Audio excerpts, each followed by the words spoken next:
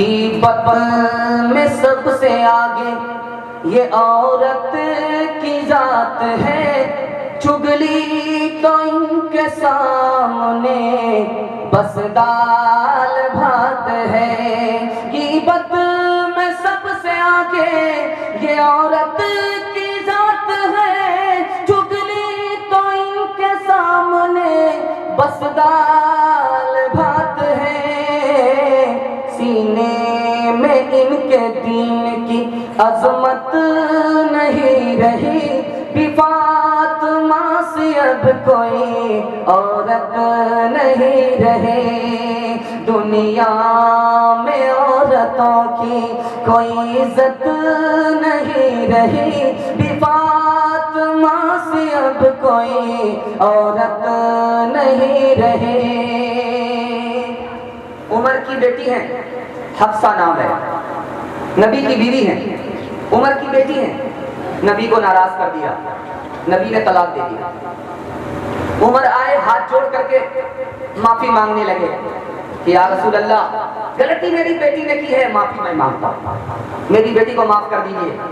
नबी ने दोबारा निकाह में लौटा लिया, प्राइवेट में अपनी बेटी को बुलाया, कहा प्यारी बेटी, एक बार तुमसे गलती हुई, नबी को नाराज किया, मैंने माफी मांगी, मेरी खातिर नबी ने तुम्हें माफ कर दिया। बेटी, आइंदा अगर कभी भी नबी को नाराज किया, मैं उम्र भर तुमसे बात नहीं करूंगा। अपनी बहन से बोले उमर, ये तो पता क्या करती थी, मेरे आने से पहले क्या चुपके पढ़ती थी।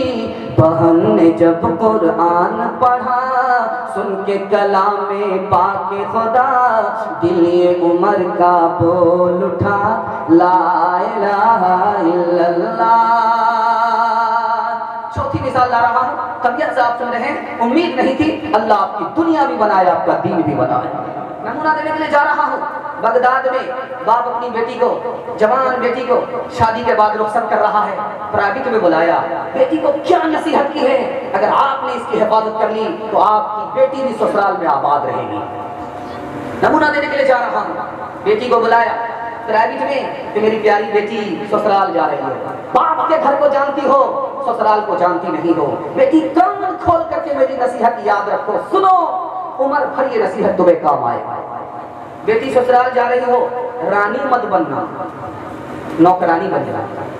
ससुराल जा रही हो, ससुराल में रानी मत बनना, नौकरानी बन जाना, तुम्हारा शौहर तुम्हारे लिए नौकर बन जाएगा। दूसरी नसीहत कहा कि बेटी शौहर के लिए बिस्तर बन जाना, ससुराल जा रही हो, शौहर के लिए बिस्तर बन जाना, तुम्हारा शौहर तुम्हारे लिए सुतून बन जाएगा, तुमको संभालने वाला बन जाएगा। तीसरी नसीहत को जरा कान खोल करके सुनिएगा, कितनी प्यारी नसीहत है। बाप ने बेटी से कहा है कि बेटी शौहर के साथ घूमने फिरने के लिए बाहर हमेशा मत निकलना, शौहर के साथ घूमने फिरने के लिए हमेशा बाहर मत निकलना, उसको तुमसे दुश्मनी हो जाए। बेटी शौहर से दूर दूर भी मत रहना, वरना वो तुमको भूल जाएगा। आखिरी नसीहत बाप ने क्या किया है वो मैं आपको सुना रहा हूँ। बेटी से कहा कि बेटी ससुराल जा रही हो, शौहर की नाक की हिफाजत करना, शौहर की आंख की हिफाजत करना, शौहर के कान की हिफाजत करना। बेटी ने पूछा, शौहर की नाक, शौहर की आंख, शौहर के कान कैसे हिफाजत करूंगी? कहा कि बेटी गुनाह मत करना, वरना गुनाह की बदबू तुम्हारे शौहर की नाक में पहुंच जाएगी। गुनाह मत करना, कि नाक की हिफाजत। बेटी गलत बात मत बोलना, वरना ये गलत बात तुम्हारे शौहर के कान में पहुंच जाएगी। कान की हिफाजत है, गलत बात मत बोलना। आंख की हिफाजत क्या है बेटी ने पूछा, तो बाप ने कहा कि बेटी बन सवर करके रहना, शौहर के सामने बन सवर करके रहना, ताकि शौहर जब तुम्हें देखे तो उसकी आंख भी ठंडी हो, उसका दिल भी खुश हो जाए। जा जा बेटी अज ससवार उजिया के रही हो, बटिहा प्यार मत रखी हो, सासू से फूकी फूकी के रखी हो पे, रोज पढ़ी हो बेटी कुरान, रोज करिहा ताज़ा ईमान। आखिरी नमूना सुना रहा हूँ, इस पैगाम को ख़त्म कर रहा हूँ। आप तबीयत से सुन रहे हैं, अल्लाह हमारे सुनाने को, आपके सुनने को बेहद कबूल फरमाए। नमूना देने के लिए जा रहा हूँ। आजमगढ़ में मुशायरा हो रहा है, 2 शेर पढ़ा गया, सारा मजमा रोने लगा। वो 2 शेर क्या थे, वो 2 मिसरे क्या थे, और मजमे के रोने की क्या वजह थी, वो मैं आपको बताने के लिए जा रहा हूँ। गरीब की बेटी है, शादी के बाद रुखसत हो रही है, नया कपड़ा भी नहीं है, जेवर भी नहीं है, जेवर भी नहीं है, नया कपड़ा भी नहीं है। लोग आते हैं, कहते हैं कि कैसी गरीब बच्ची है, कैसी गरीब लड़की है, शादी के मौके से भी इसको कपड़ा नसीब नहीं है, जेवर नसीब नहीं है। बाप को देखा नहीं गया, बाप ने बेटी को बुलाया, बुला करके कहा कि बेटी घबराने की बात नहीं है, तुम ससुराल जा रही हो, तुम्हारे साथ जेवर नहीं है, खुदा तुम्हारे साथ है। बेटी से कहा कि घबराने की कोई बात नहीं है, ससुराल जा रही हो बेटी, मेरी दाढ़ी की लाज तुम्हारे हाथ में है, जेवर जो नहीं है तो खुदा साथ है बेटी, खुदा साथ है बेटी। जेवर जो नहीं है तो खुदा साथ है बेटी, खुदा साथ है बेटी। जेवर जो नहीं है तो,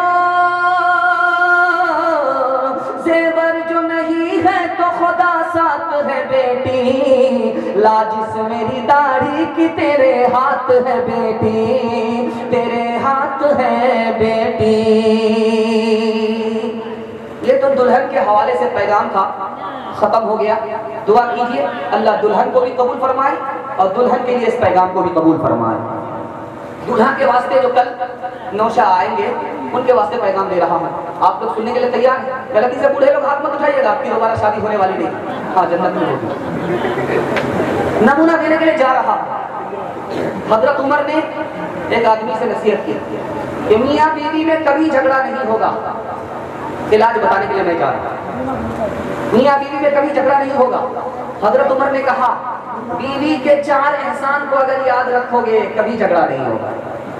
बीवी का 4 एहसान याद रख लो, कभी झगड़ा नहीं होगा। हजरत उमर ने फरमाया, पहला एहसान है बाप ने रानी बना करके भेजा है, ससुराल में रानी बना करके भेजा है, लेकिन बाल बच्चे की मोहब्बत में नौकरानी बन गई। इस एहसान को अगर शौहर याद रखे तो कभी झगड़ा नहीं होगा। बाल बच्चे की मोहब्बत में नौकरानी हो गई, क्या बना रही है? खाना बना रही है, धूप है, पंखा नहीं है, लाइट नहीं है, पसीना अलग छूट रहा, चूल्हे पर बैठी हुई है, खाना बन रहा है, रात का खाना अलग, दोपहर का खाना अलग। अगर खाना बनाना आसान है तो एक दिन बना करके देखिए बाप से भेंट हो जाएगी। इस एहसान को अगर शौहर याद रखे कभी झगड़ा नहीं।